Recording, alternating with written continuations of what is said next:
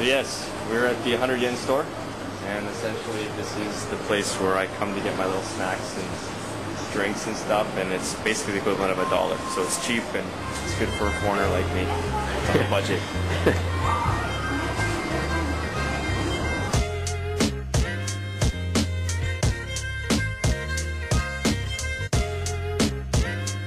Banana chips.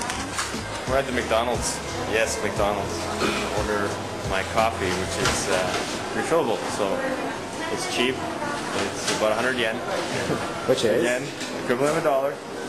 And I can sit down and relax and have my coffee. If I need to, I can browse the net and stuff here. They got like hot spots. And yeah, it's where I kind of relax after I train, usually in the morning, and then I go home after. You know, sometimes people come here and they think, oh, you know, I'm going to go to Japan and live in Tokyo, it's going to be really cool, but they understand this is a very expensive city to live in, and Japan is a very expensive place to live in. Things like fruit, vegetables, very expensive, because obviously everything has to be imported. So, you know, for an apple, I mean, you pay like $1 for one apple. You know, while back home for $1, you could probably get like, you know, a couple of pounds of apples. You know what I mean? So everything is at a cost here, and you have to be really careful and budget. You know, everything. At least for me, I have to budget. You know, everything, including my food and all my expenses every month, so that I make sure that I can pay my rent and pay my bills also.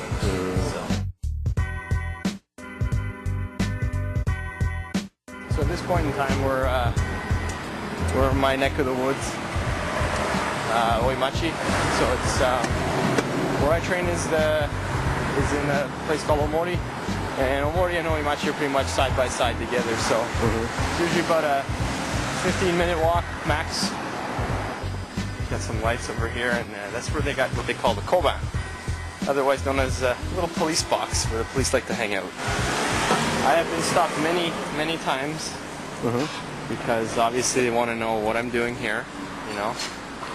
And I think it's very normal for a lot of foreigners out here to get stopped by cops.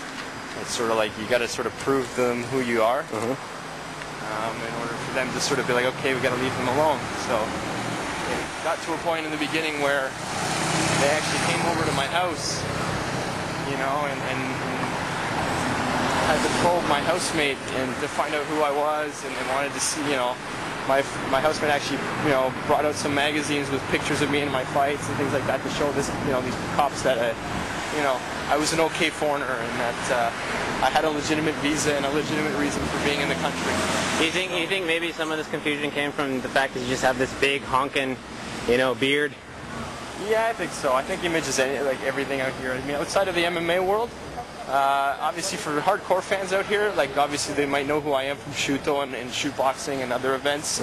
So I mean, I get recognized occasionally by those kinds of people. But out here, I mean, this is not like an MMA territory, so to speak.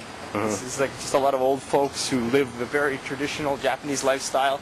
And when they see you know, some foreigner with a bushy beard, it's not really their fault. It's just culturally, it's like, you know, they've been stuck in this, you know, in Japan for so long that they're used to living this life, and when they see a foreigner like myself, the first thing that crosses their mind is like, what kind of foreigner is this guy? Is he here, you know, committing crimes, or what is he doing here? And there's a little bit of fear. So I understand that, and sometimes that could be obviously by my appearance, because of the beard and, you know, the way I dress. I don't, you know, to be an accepted foreigner, you have to be something like an English teacher.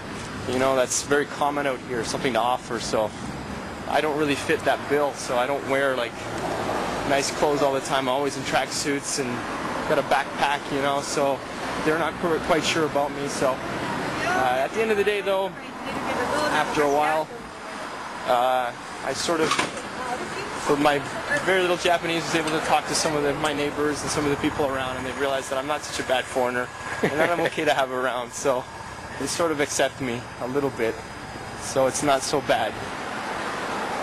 But yeah, that's just the way it is out here. You gotta roll with the punches, and it's, you know, at the end of the day, you have to understand that, you know, you are in Japan, and this is not like Canada, obviously, for me. So I have to abide by their rules, and, you know, sometimes, you know, it's not really their fault. It's just the way culturally they were raised, and, you know, you sort of gotta keep an open mind and try to educate them a little bit on who you are.